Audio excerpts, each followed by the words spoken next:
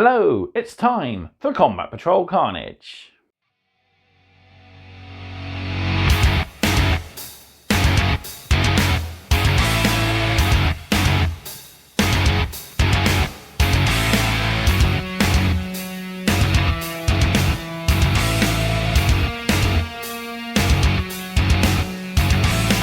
So we're back with our double bill of issues 57 and 58, and we're here to read through all of our lore and name our brand new units. So quite a bit of lore, looking at the Kronus Hegemony, as well as vehicles of the 41st Millennium, both transports and other light vehicles that we haven't touched on yet.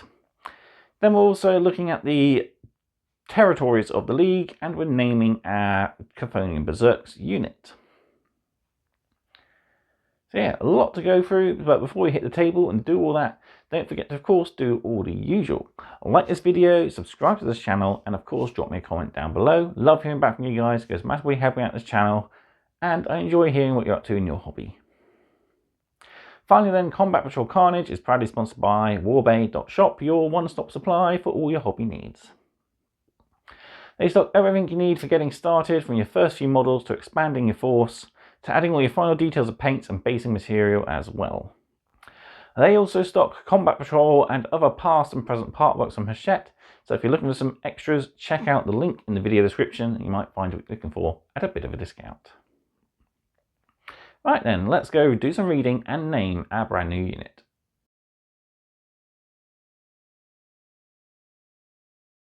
Here we are, back with issue 57 and 58 for another double bill of lore. So not only that, we are also going to name our unit of Cthonian Berzerks. And yeah, they're going to be ready to punch some nids in our game next video. But for now, we'll put these guys off to the side, adjust the camera, and dive right on in. So, into issue 57 first of all. So we'll bypass our build guide. And here we are at the Kronus Hegemony. The Kronus Hegemony is one of the newer leagues of Votann. They are known for their aggressive, warlike nature and are adept fighters, whose belligerence is legendary and whose victories are beyond counting. They make excellent allies and fearsome enemies, and they are always looking for ways to expand their holdings. The Kronus Hegemony was formed when the Thane of a group called Corin's Kindred achieved self-awareness and became a Votann. With a Votann of their own, these formerly unremarkable kin were able to split off from their previous alliance with the faltering Capellan League and form a league of their own. Although it has been less than 1,000 years, the new league has risen to become one of the most powerful in the galactic core. The Votann is unusually aggressive, pushing the kin under its sway to acquire knowledge of raw materials at a ferocious pace, and they are not afraid to use violence to achieve their ends. Those who wish to join them must offer significant tribute and swear binding oaths of military service. All kindreds in the Hegemony are expected to maintain massive kin hosts and meet demanding quotas of conquest and acquisition. Most of the spoils of these campaigns are then put to use in expanding their force and bolstering the defences of their precious Votann. The experienced Hearthkin warriors of the Kronus Hegemony fight forward under a hail of fire. Swift to anger. As one of the more warlike leagues, the Kronus Hegemony has often been brought into conflict with kin from other leagues in wars over resources or reputation. It takes little to provoke them, and they do not spare their wrath, even against their own kind. Yet, other kin often have reason to be glad of the Kronus Hegemony's warlike nature, for they are excellent allies against alien aggressors and have saved other leagues from destruction countless times. Armoured Assault. The kin of the Kronus Hegemony are infamous for their swift armoured assaults. They take to battle in sturdy armoured transports such as the Sagittar and the formidable Hachette land fortress, hammering the enemy with gunfire as they rumble towards their target. At the front lines, the hatches of these transports slam open and bands of heavily armoured kin storm enemy positions with deadly weapons. With salvos of the kin's advance burrowing munitions erupting beneath their feet, even the toughest of foes struggle to withstand such a devastating assault. A mighty Kronus Hegemony detachment rumbles into position. So yeah, pretty cool. We got a Hecaton Land Fortress here, really awesome big tank. We got an Ironhair Champion, we got a Karl, Brokier Thunderkin with the Graviton cannons, and a unit of Ironhair Hearthguard there with hammers and plasma guns. So, pretty cool. Definitely going to be rejiggling my planned list after reading this now. It's already kind of leaning towards what I was wanting, but there's a few sections that are going to be needing removed. And yeah, this has given me a little bit more inspiration. But there we go, that's that. As I said, I'll be looking more into these guys in our expansion video when we come to our issue review, 20 issue review, which will be coming up very soon. Moving on then, we got to look at transports. Troops dismount into the fray under the covering fire of a land raider. On the battlefields of the far future, many armies rely on transports to get their troops quickly to where they need to go, to protect them from enemy fire and to carry heavy weapons forwards into the fight. In the deadly fighting of the 41st millennium, the ground shakes with the hum of tracked vehicles rumbling forward to enemy lines. The screams and yells of soldiers ring out as squads dismount from their transports and join straight into the worst of the fighting. Huge guns rattle and the boom of cannons rends the air. Supporting fire rains down on the troops who take shelter in the shadow of huge armoured hulks, preparing to spring out on the enemy once their mobile cover gets close enough. So yeah, we see a force of Deathwatch disembarking from a venerable land raider, which gives them supporting fire as they advance on the foul Xenos enemy, which looks like Tyranids. Speaking of Land Raider, we have a look at one. Land Raiders are one of the most powerful vehicles in the Space Marine's armory, mobile fortresses with a history so ancient that it blends into myth. Few Forge Worlds are now able to produce such advanced technology, but their immense firepower and toughness more than makes up for their rarity. It's a brilliant cutaway here of a Land Raider, which I believe was free of a poster in an ancient white dwarf of many moons ago. I would have loved to have had that put on my wall, but sadly it's before my time. A little bit about how the Land Raider maneuvers. So we've got the Machine Spirit here. The Machine Spirit is able to take control of weapons and the drive systems of the vehicles. So even when the pilots are incapacitated, the Machine Spirit can take over for a bit. Power Core. The advanced power core of Land Raider provides sufficient energy to launch attacks over vast distances.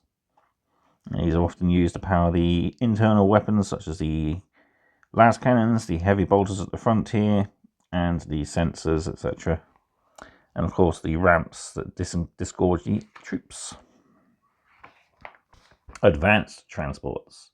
Some transports are designed to exploit the technological advancements of that are available in the far future. Bristling with armaments and shielded by the latest armour, they plough forward under heavy fire to deliver their troops safely to where the fighting is thickest. When empty, they can be used as mobile weapon platforms. The Hecaton Land Fortress is fitted with advanced scanners and targeting mechanisms. So yeah, now Leagues of Rattan. Hachette Land Fortress in the colours of the Greater Furian League there. We've got plenty of pinter weapons. We've got bolters, iron blasters. We got rotary cannons and a larger version of the iron blaster on the top there. So yeah, pretty cool. And we see the modern-ish replacements for Land Raiders and Rhinos. We've got the Repulsor and the Impulsor. Victory often rests on the correct weaponry being in the right place at the right time. Biotransports. Some beasts are so powerful that even in the far future they make excellent transport options. Not only are creatures ridden into battle as mounts, but some are large enough to pull giant vehicles behind them. Covered in heavy weapons, and a field of crew waiting to dismount and engage the enemy in battle. Such creatures can cross difficult terrain with ease and are often able to join the fight themselves. The Orc kill rig acts as both a transport and a fearsome weapon in its own right. So here we see the beast snagger boys in their kill rig, pulled by a giant squig with plenty of guns and spaces for the boys to jump out and chop up the foes. So transports aren't the only vehicles in the 41st millennium. We also have light vehicles. A swift attack force of white scars bears down on the foe. On the battlefields of the 41st millennium, many armies make use of light vehicles and personal transports that allow troops to cross vast distances with ease and strike at vulnerable areas without warning. In the fast-paced wars of the future, raids and attacks are undertaken at lightning speed. Bikes slalom across the battlefield, bringing their riders straight to the enemy. Skimmers shoot around the war zone, taking the high ground, or traversing difficult terrain and using it as a firing position to rain shot and shell down on their target. At the tip of the attack, jet bikes fly at the enemy, their cannons rattling and their riders bracing themselves for the thrill of close combat with the foe. Bikes typically carry 1 or 2 soldiers and use their speed and maneuverability to zip around the battlefield, avoiding difficult terrain and taking up tactical positions. Some bike units operate as scouts, moving ahead of the main force to sabotage enemy emplacements. Others act as fast attack forces, zooming past and strafing by enemy units, or else piling straight into them and engaging in close combat. So here we see some of the Talon Jackals here and the Jackal Alpha with the sniper. So we get some of these in our Gene Stealer Cult Force, which is pretty cool. That's our bonus unit. And yeah, really awesome models. So dirt bikes and a quad there. Really cool to add to our Gene Stealer Cult Force. Jet bikes. Jet bikes are 1-person or 2-person craft that soar above the ground, allowing them to pass straight over difficult terrain without slowing.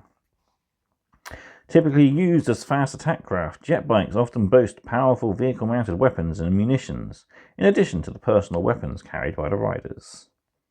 See a unit of the Virtus Praetors and the Adeptus Custodes here, riding the jet bikes. Well, we have the shining spears of the Eldari there as well. The hour of blood and clashing blades has come. Ride now, wild host. Ride forth to glory and to vengeance. Skimmers. Skimmers are the largest of the light vehicles and typically crewed by more than 1 soldier. They are often used as highly mobile weapon platforms that carry out a specialist function. Some are designed for speed, allowing the installation of ranged emplacements wherever and whenever the need arises. Others are designed for activities like hunting tanks or dispersing infantry. So a notable skimmer here is the Tau Piranha, which is a 2-person sort of light skimmer carrying heavy weapons as well as personalized drones. Other skimmers are like the likes of the Space Marine land speeders, the Eldari and Drukhari transports as well. Yeah, each faction sort of has their own sort of things. And the mag bikes of our Leagues of Votann. Speaking of, we now have our battle record for the Cthonian Berzerks. So I've got issue 53 here. Let's get these guys named, but first let's read a little bit about them.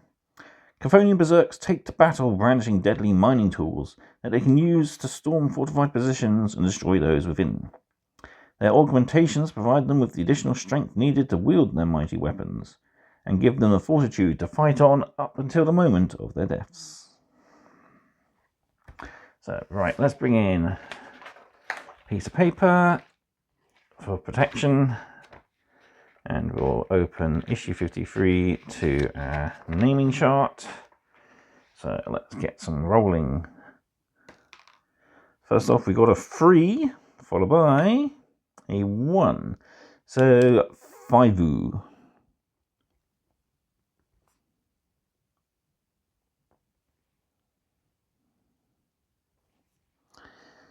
Okay, and the unit epithet is a 3 followed by a 4. So 5 ooze claimants.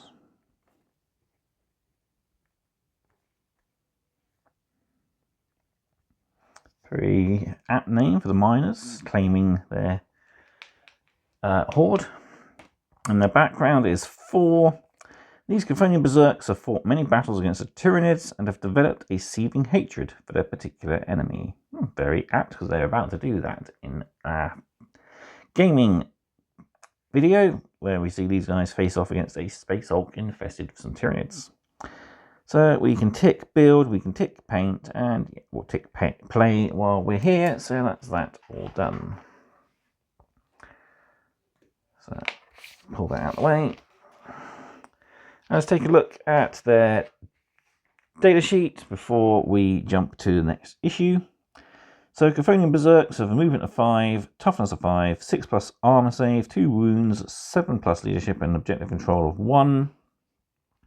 The Mole Grenade Launcher is a blast and indirect fire weapon, 24-inch range, d6 attacks, hits on a 4+, strength 5, -1, 1 damage. The Plasma Axe has a strike or sweep profile, so it's either 3 attacks at 3+, strength 6, -2, 2 damage, or 6 attacks, 3+, strength 4, -1 and 1 damage. Then we have the Twin Concussion Gauntlet, so these gain twin linked. 4 attacks, hits on a 4+, strength 9, -1 and 2 damage. And we've got a War Gear ability here, so Mole Grenade Launcher, add 1 to the wounds and attacks of models equipped with this weapon. That's because we have 2 guys on 1 base. So abilities, they have a Feel No Pain 5+, they belong to the Eye of the Ancestors faction, and they come equipped with Cyber Stims. So each time a model in this unit is destroyed by a melee attack, the model has not fought this phase, or on a d6 and a 4+, do not remove it. The destroyed model can fight after the attacking model's unit has finished making its attacks, and is then removed from play. So yeah, these guys just really do like to stick around and hit the enemy back if they haven't had the chance to hit them. So infantry, Cthonian Berzerks keywords, and belonging to the Leagues of Votann faction. Highly augmented. The Cthonian Berzerks are some of the toughest troops in the Leagues of Votann army. Their Feel No Pain 5+ ability allows them to shrug off even the strongest blows. And even when they are dealt a fatal wound in combat, their Cyber Stims give them a chance to retaliate before being removed from the board. Yeah, pretty cool. We'll see how good these guys are very soon. But over to issue 58, we got some more lore to read, so let's get into it. Only the 1 page, but it's a nice double spreader as we look at the League territories. All kindreds will hold sway over some place that they call home, whether a small hold world, a nomadic flotilla of vessels, or a gargantuan void station. But the leagues, each formed of many kindreds, boast larger territories still, which they expand, exploit, and protect with their characteristic single-mindedness and determination. The better known and more powerful of the leagues each lay claim to vast interstellar empires that they call territories. These may contain any number of worlds, from those teeming with valuable resources to barren desert planets devoid of life or any materials of interest. Within these vast holdings, the leagues maintain their military forces. Their kin hosts' demand for the machinery of war is fed by great centers of production, and the armies are staffed by kin from the many populated worlds that are spread around the territory. Other worlds within the territory will be mercilessly harvested for resources, efficiently stripping them of every last material of mineral of any possible use until there is nothing left to take from them. Once a league has claimed a region, it will mark its borders with indent beacons, broadcasting their claim to anyone who approaches. These claims are usually honoured by other leagues, who view war between the kin as profligate and wasteful. However, they take no such view of war against other species and will happily seize territory by force from other civilizations that are already present in the area, should they be unwise enough to obstruct the claim of the kin. Those who are willing to share their space, or who lack the strength to resist, are often allowed to live. Occasionally, the leagues have even been known to form mutually beneficial alliances with them. No matter how far I roam, still I carry the fires of the hearth in my heart. Industry never ceases in the hyper-productive worlds of the leagues. So here we have an awesome 2-page spread of the different territories of the leagues, but first let's have a little bit of a read about the Galactic Core. The Galactic Core is a vast area of space that is beset by all sorts of dangerous anomalies and phenomena. It is in this volatile region that the leagues make their home. The crucible of the Galactic Core is one of the least comprehended areas of space in the whole galaxy. The fundamental forces of nature are intensified here, and the sheer density of the stars packed into the area is unlike anything that can be found elsewhere. The leagues who inhabit this perilous region have laid claim to much of the core, and their presence and activities are one of the defining forces in the area. The Greater Furian League are in control of the largest area of any of the leagues. Their territory is rich with raw materials and resources, allowing them to continue building their wealth and military might. They have been in control of the area for so long that most internal threats have been suppressed, and many safe trading routes have been established. The Ymir conglomerate may not control the largest area of space, but they may have a claim to controlling the richest. The concentration of raw materials is unequaled in almost any other league's territory. Such bountiful resources have attracted the attention of others, and war rages endlessly as the kin attempt to drive the raiders away. Meanwhile, the Gulo industrial complex controls a sprawling belt of territories, which they are always looking to expand as specialists in acquiring and exploiting new worlds. They have developed the technology and skill to transform even the most desolate worlds into thriving centers of production. Circumnuclear disk. Any pathway through the galactic core is obstructed by the circumnuclear disk that runs around its edge. From a distance, it looks strange, almost beautiful, like many-coloured particles eternally cascading toward the centre of the core. But its appearance belies the frightening truth. It is an area of dangerous radiation, unstable anomalies, and wild and pirate currents. Only the most skilled of helmspersons are able to navigate through it, but even some of them are lost to its perils. So, here we have the galactic map of the core, and we can see the different areas owned by the different leagues. So our key, we've got Prominent Hold, which is the green area. Mining Epicenter, so the yellow cogs. Trade Hub, the blue boxes. Trade Routes are the blue lines that end in circles.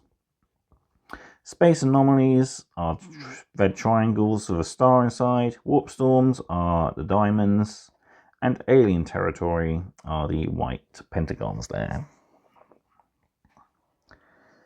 So yeah, got some really nice areas. So Greater Furian League's area here, the Ymir conglomerate, the Ghoul Industrial Complex, the Human Enclave New Catagen. So must be something to do with the Catagen jungle fighters of old. So yeah, some really cool areas to take a look around. Right, let's finish up with a few little bits. So first off, life in the galactic core. Life in the galactic core is brutal and harsh. There is no place for error, and only through the aggressive acquisition and hoarding of resources and technology can anyone hope to stay alive there for very long. It is this harsh reality that has conditioned the mindset and culture of the kindreds who live there. They devote great efforts into seeking out new knowledge and new resources to safeguard their societies, and they prize bravery, exploration, and efficiency in all things. Even those kindreds who have achieved some level of security dare not waste anything or miss any opportunity. They are never far from the precipice, and the unpredictable and violent nature of the forces that surround them may come to bear at any moment. A planet is mercilessly harvested for its resources. So, some giant sort of harvesting fortress that the Votan have created, which literally just passes over a planet and it strips the planet of any valuable resources. Kind of terrifying, really. Finally, then, we've got the Cthonian mining guilds. While the kin are hardy and resilient, the Cthonian mining guilds take survivalism to an extreme. They brave the worst environments in search of raw materials to extract, and they are kept alive by a combination of extraordinary physiology, chemical stimulants, and outright belligerence. So there we go, that's our look at the galactic core and its dangers and the home of the kins. And that is it for this video. So that's all our lore from issues 57 and 58. Some really great pages in there. I did like the bit of that galactic core, a not very well known area of the galaxy until recently, when the leagues were first introduced. And yes, nice look at transport vehicles and other light vehicles as well. Really helps with how things are going to go with the collection forward, as we've got quite a few specialist units and vehicles to add to our collections. So as I said, up next then we've got pages for the campaign to have a quick flick through, and then our Cthonian Berzerks get to try out their plasma axes and concussion gauntlets as they fight off some Tyranids for resources. So what's left for me to do then is to say thank you all very much for watching. I hope you've enjoyed this double bill, and I'll see you next time for more Combat Patrol Carnage. Goodbye.